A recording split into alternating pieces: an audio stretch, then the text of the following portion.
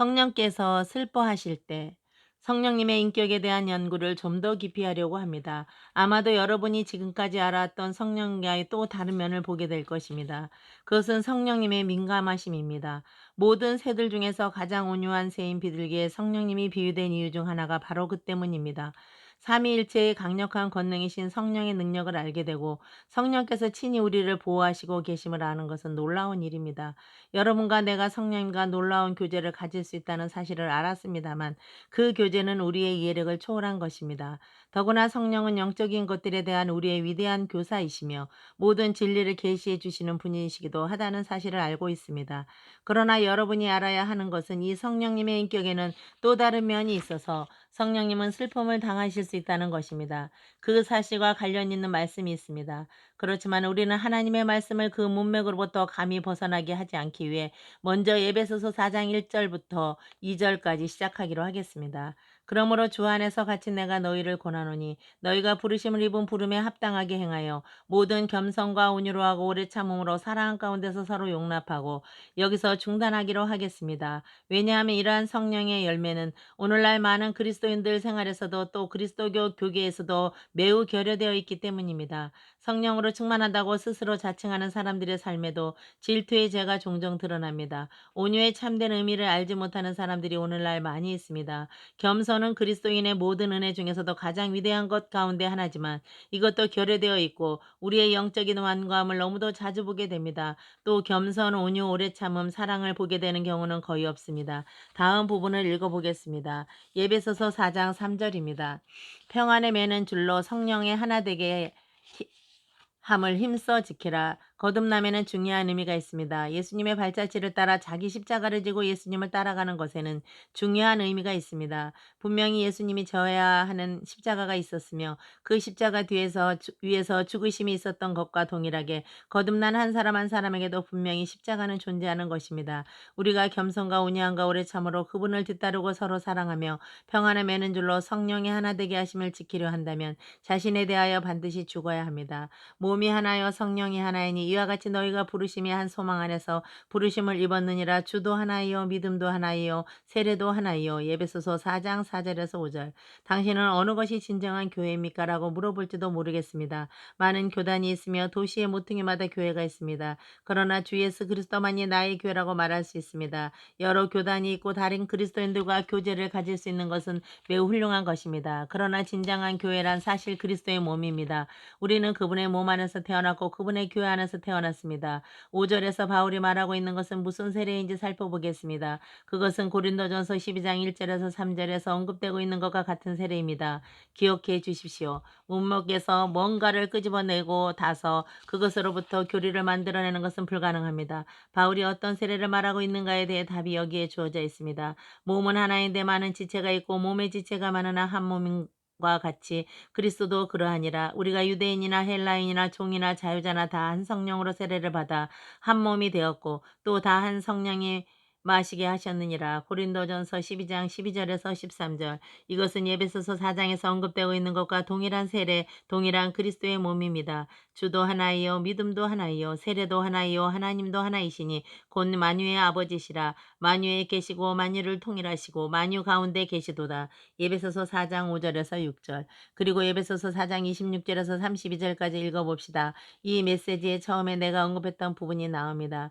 분을 내어도 죄를 짓지 말며 해가 지도록 분을 품지 말고 마귀로 틈을 타지 못하게 하라. 도적질하는 자는 다시 도적질하지 말고 돌이켜 빈궁한 자에게 구제할 것이 있게 하여 제 손으로 수고하여 선한 일을 하라. 무릇 더러운 말은 너희 입 밖에도 내지 말고 오직 덕을 세우는 데 소용되는 대로 선한 말을 하여 듣는 자들에게 은혜를 끼치게 하라. 하나님의 성령을 근심하게 하지 말라. 그 안에서 너희가 구속의 날까지 인치심을 받았느니라. 너희는 모든 악독과 노함과 분냄과 떠드는 것과 해방하는 것을 모든 악의와 함께 버리고 서로 인자하게 하며 불쌍히 여기며 서로 용서하기를 하나님이 그리스도 안에서 너희를 용서하심과 같이 하라. 우리는 성령을 근심케 해서는 안 된다고 경고받고 있습니다. 어떻게 하는 것이 성령을 근심케 하는 것일까요? 성령은 삼위일체 하나님의 위대하신 권능이신 분이시면서 강한 감수성이 있으며 쉬 근심하시는 분이심을 마음에 새겨두십시오. 이 놀라우신 분이 비통함, 분노, 노여움, 악한 말 등에 의해 슬퍼하시거나 근심하시는 경우가 있다는 것은 의심할 여지가 없습니다. 다른 말로 표현하면 성령께서 슬픔을 당하시 사랑하시고 근심하시는 것은 사람의 삶 가운데 있는 온유와 오래 참음 그리고 사랑으로 서로 견디는 것과 평안을 맺는 줄로 성령의 하나됨을 지키는 것에 반하는 것들 때문입니다. 이런 것들에 반하는 어떤 것도 성령을 슬프게 하며 근심시키게 됩니다. 나는 분명히 말씀드립니다. 그것은 여러분이 입술로 무엇을 주장하고 있는가 하는 것이 아니고 여러분이 과거에 어떤 영적 경험을 한 적이 있는가 하는 것도 아닙니다. 만일 당신 안에 용서하지 않는 마음이 있다면, 만일 악의가 있다면, 만일 악한 말이 있다면, 만일 당신의 마음에 질투가 있다면, 만일 누군가에게 원한을 가지고 있다면, 만일 당신이 소문을 퍼뜨리는 사람이라면, 만일 당신이 거짓말을 하는 사람이라면 성령은 당신이라는 그릇에 거하실 수 없게 됩니다. 성령께서는 그런 그릇 안에 사실 수 없는 것입니다. 왜냐하면 그러한 것들은 자신의 인격에 반하는 것이기 때문입니다. 그러한 상황에서 성령께서는 당신의 몸을 성전으로 삼으실 수가 없으며 앞으로도 역시 거하시지 않으실 것입니다. 왜일까요? 그런 것들은 죄이며 성령을 근심시키며 슬프게 하시기 때문입니다. 성령은 죄와 함께 같은 그릇 안에 거하실 수 없으며 거하시지 않으실 것입니다. 여기서 우리는 성령에 대해 중요한 것을 보려고 합니다. 용서가 전혀 없는 죄, 즉 용서받을 수 없는 죄에 대해서 너무나도 걱정하고 있는 사람들이 있습니다. 성령께서는 그것을 이 세상에도 오는 세상에도 전혀 용서받을 수 없는 유일한 죄로서 언급하고 있습니다. 이 죄에 대해서는 많은 견해들이 있지만 이것도 문맥에서 벗어나서는 안 됩니다. 우리는 그 문맥을 올바르게 이해합니다. 마태복음 12장 22절에서 30절을 읽어봅시다.